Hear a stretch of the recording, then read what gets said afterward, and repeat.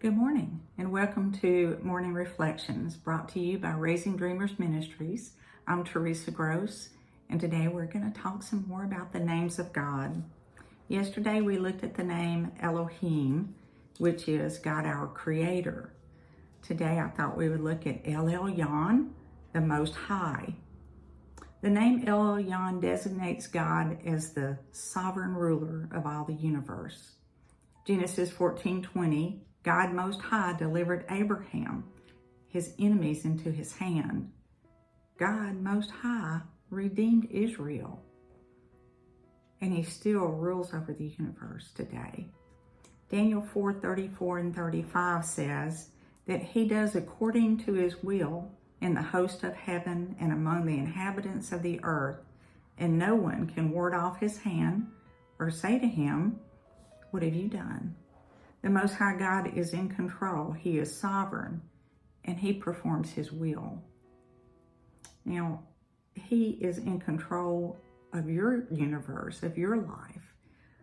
But remember, this Elyon, the Most High God, is the same God that we read about in 1 John 4:8 through 10.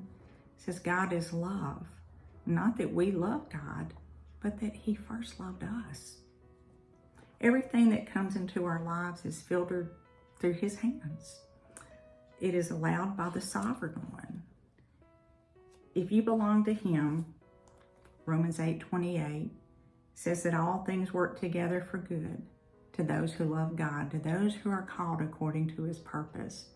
So that should give you peace in knowing that El Elyon, the God who loves you, has all things working for your good.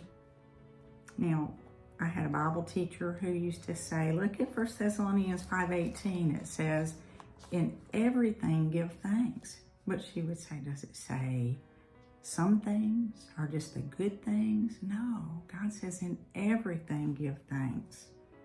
Remember, the Most High God has promised to turn it for good. Don't waste the opportunities that seem to be bad. Offer them, thank God, and offer them back to him so that he can turn them for good in your life, and he will, and use them for his glory. And remember how Joseph's brothers plotted against him, and they were jealous of him, sold him off into slavery. He was falsely accused, eventually thrown into prison. Well, through all of that, he didn't become bitter at God. He didn't shake his fist at God.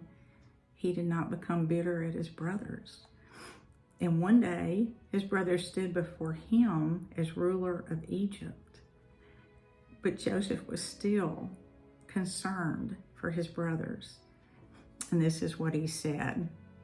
And now, do not be grieved or angry with yourselves for what they did. It is not you who sent me here, but God. He went on to say what his brothers meant for evil against him, God meant for good. That's Genesis chapters, read 45 and 50. So we have to get a clear perspective of God and the Most High over our lives. See the things that happen, whether good or bad, as God's plan. He will cause what's meant for evil to turn out for your good and for his glory. He knows exactly what it takes to bring you to himself and to make you into his image. You may not understand it, but you don't have to understand it. Proverbs says, trust not into your own understanding, but in all your ways acknowledge him, and he will direct your paths. So acknowledge him in that trial. Just thank El Elyon for it, that he has allowed it. Trust him just like Joseph, and he will carry you through it. Don't waste an opportunity to trust him. The Most High God is in control of the circumstances of your life. I would like to close with the verse 57, Psalm 57:2. I will cry to Most High God, to God who accomplishes all things for me. See you tomorrow.